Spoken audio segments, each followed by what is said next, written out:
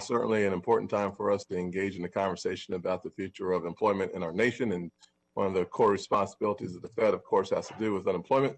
There seems to be so few issues right now, Chairman Powell, that actually unites the left and the right. I'm always stunned in Washington when we find something that unites both sides. And frankly, the minimum wage issue is an issue that has united both Republicans and Democrats on opposing having the $15 minimum wage as a part of the COVID-19 relief package. It's good to see my friends on the left coming to the conclusion that in the middle of a pandemic that, according to the Congressional Budget Office, has already shuttered, the $15 minimum wage would shutter another 1.4 million jobs. Their earlier estimate went as high as 3.7 million jobs in the middle of a pandemic that has eliminated 10.7 million jobs.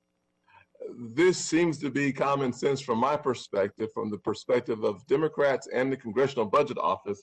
My question for you, sir, is has the Fed economists conducted research on the potential impacts of raising the minimum wage to $15 an hour?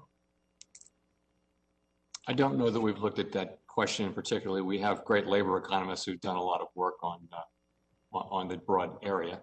Yes, sir. Are there conclusions similar to the conclusions of the Congressional Budget Office as it relates to the negative impact of raising the minimum wage during the pandemic?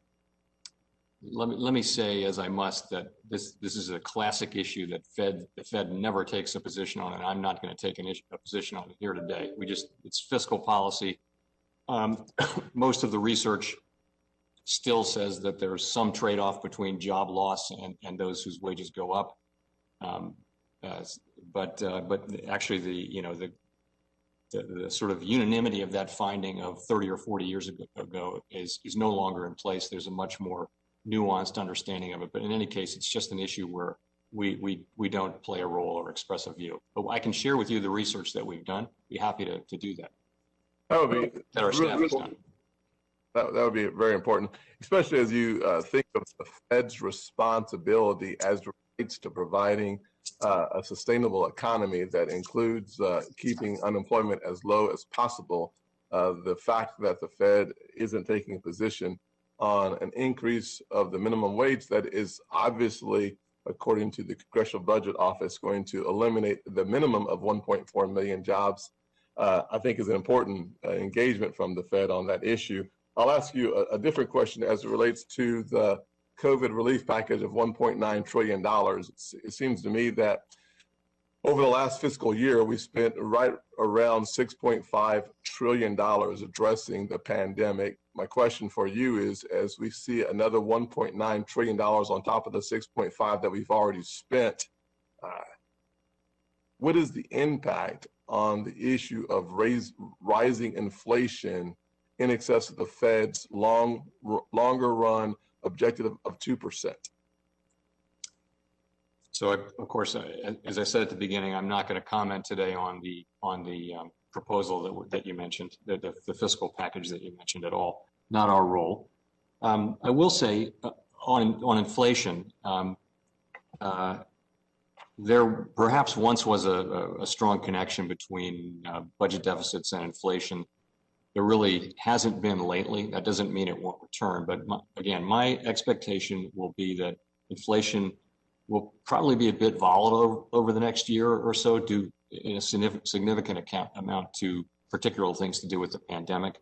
For example, we'll see a slight increase in inflation in a few months because of the base effects that I mentioned. We'll also see, perhaps, we don't know this, but we may see upward pressure on prices as the economy fully reopens. A good problem to have.